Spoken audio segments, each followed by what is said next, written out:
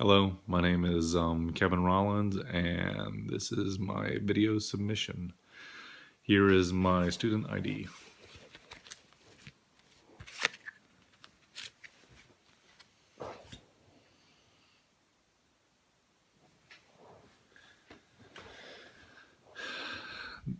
This revolves around change and changes in the nursing community, changes in my professional life as related to nursing that deeply affect me and my patients. The changes within the profession of nursing itself is not something that could be easily measured or a value easily placed upon, matrices that are easily obtainable. So much of what we do is the long term, teaching patients to take care of themselves, teaching community relations, crossing barriers. It's really the nurses are the focal point of everything within the medical community.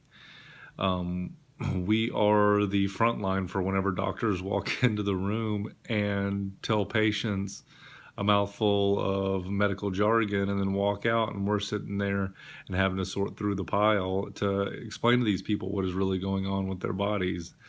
And in that process, we have to meet each patient on their personal level to be effective communicators.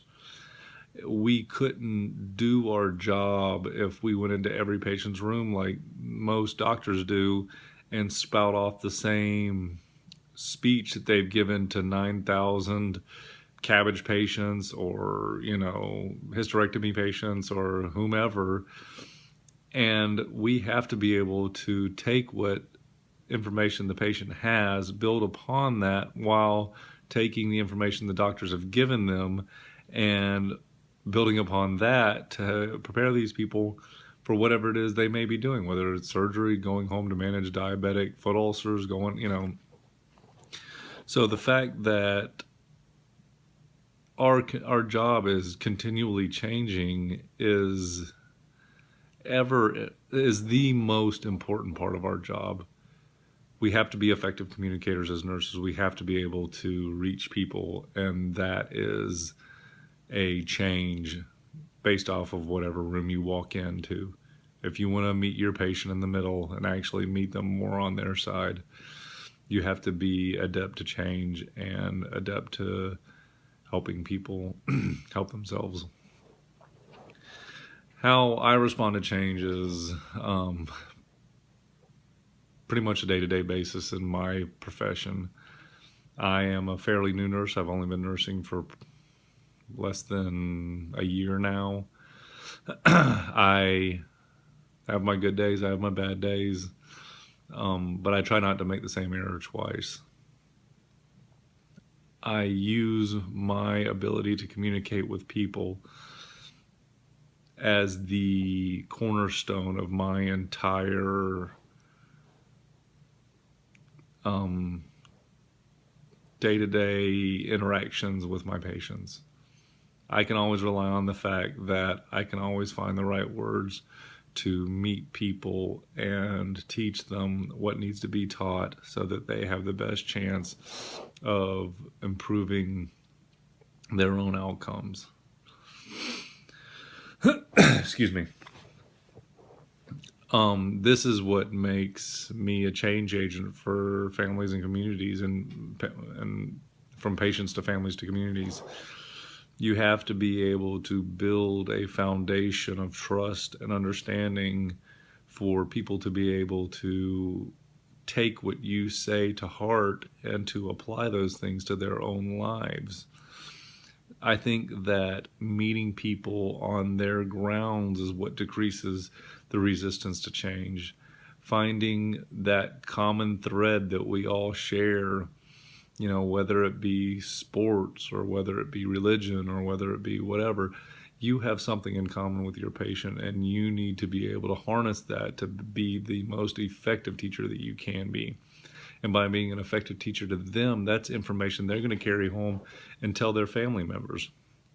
If you teach a patient about diabetic, care, they are going to, if you can effectively do it, then you're essentially making a replication of yourself out in the community where that person is going to tell their family members in their community what you have taught them. So, as agents of change, we are a pinnacle in the community because we are the ones that give these people these weapons to go out into the community and continue to spread the word. I mean, if we all only taught on our levels, we would have a lot of confused people out there.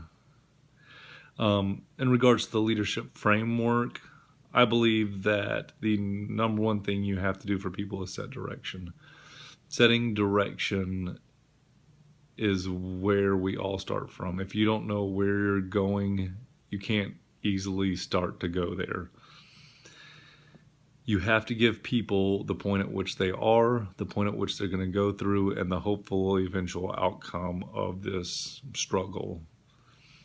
Having people understand that gives them a sense of purpose and a sense of drive to be able to accomplish the things they need to accomplish to better combat whatever illness or situation they may be in that you're trying to educate them on.